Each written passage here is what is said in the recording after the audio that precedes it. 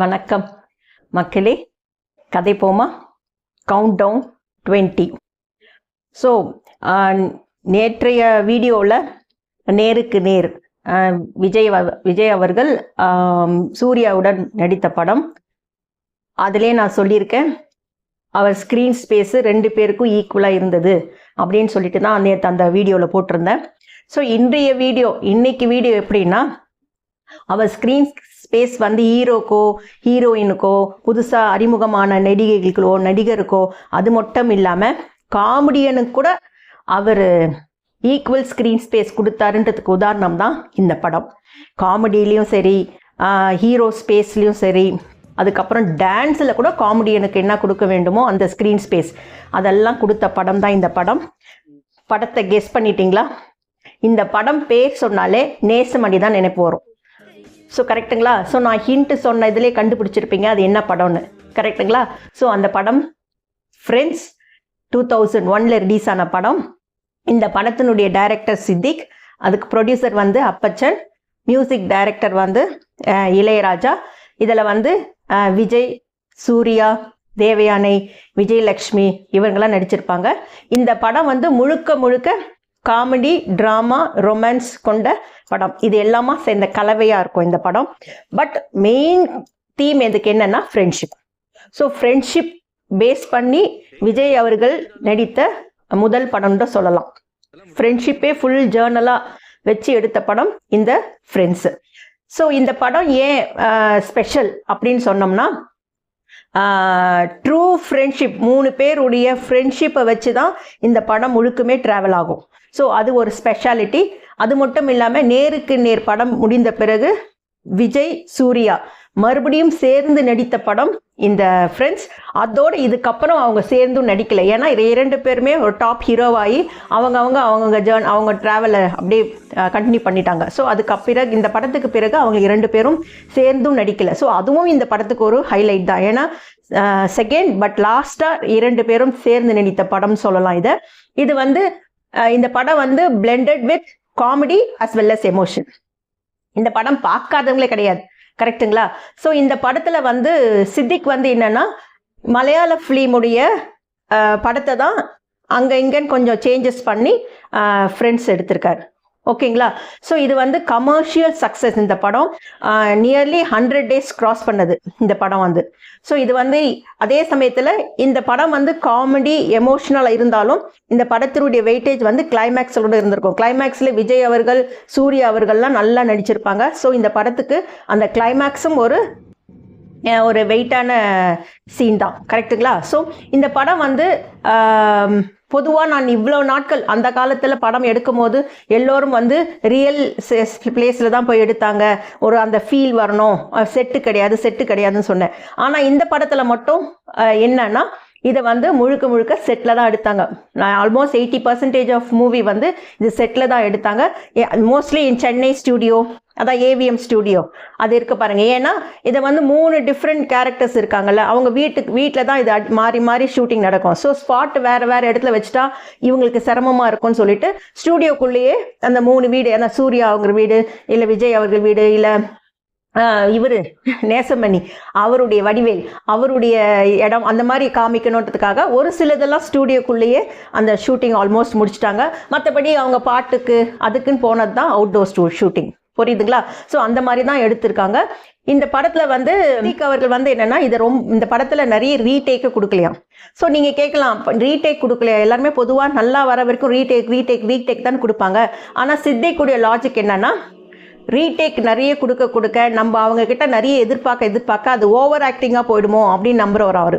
So அதனால் இது emotional scene ஃபீலை கொஞ்சம் ஃபேஸில் கொண்டு வந்து நீங்கள் டைலாக் டெலிவரி கரெக்டாக பண்ணால் போதும் அப்படின்ற ஒரு மைண்ட் செட்டில் தான் அவர் படமே எடுப்பாராம். ஸோ அந்த மாதிரி பார்த்தீங்கன்னா ரியல் ஆக்ஷன் இருக்கணும், but no over acting. So ஆனால் இந்த படத்தில் உங்களுக்கு எந்த இடத்துலையுமே ஓவர் ஆக்டிங் இருக்காது. ஏன்னா நிறைய இதில் வந்து எமோஷனல் சீன் நிறைய இருக்கும்.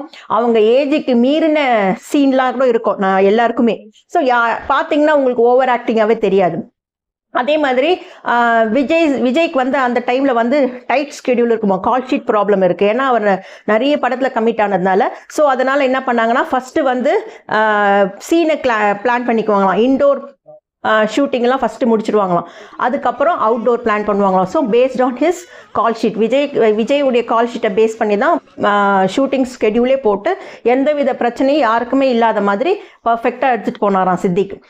அதுக்கப்புறம் வந்து விஜய் சூர்யா 2 பேருமே கொஞ்சம் டாப்பில், விஜய் வந்து எஸ்டாப்ளிஷ்டு ஹீரோ, சூர்யாவும் கொஞ்சம் அப்படியே கொஞ்சம் மேலே வந்திருக்க தருணம். ஸோ அதனால் என்ன பண்ணாங்கன்னா இந்த படம் வந்து ஈக்குவலாக ஸ்க்ரீன் ஷேர் பண்ணிகிட்டு இருந்தாங்க. ஈக்குவல் ஷேர்னா என்ன ரோல், எவ்வளோ வெயிட்டேஜ் விஜய் அவர்கள் ரோலுக்கு இருக்கோ அதே வெயிட்டேஜ் இவருக்கு சூர்யாவுக்கும் இருக்கிற மாதிரி பார்த்துட்டு இருந்தாங்க. ஸ்க்ரீன்லேயும் அதை தான் அவங்க ஸ்க்ரீன் ஸ்பேஸ்ன்னு சொல்லுவோம் பொதுவாக, ரைட்டுங்களா? ஸோ 2 பேருக்குமே மோரலஸ் ஈக்குவல் இம்பார்ட்டன்ஸ் கொடுத்துருந்தாங்க. இதில் விஜய் அவர்களுக்கு இதுக்கு சம்மந்தம் தெரிவித்தது தான் பெரிய விஷயம், கரெக்டுங்களா?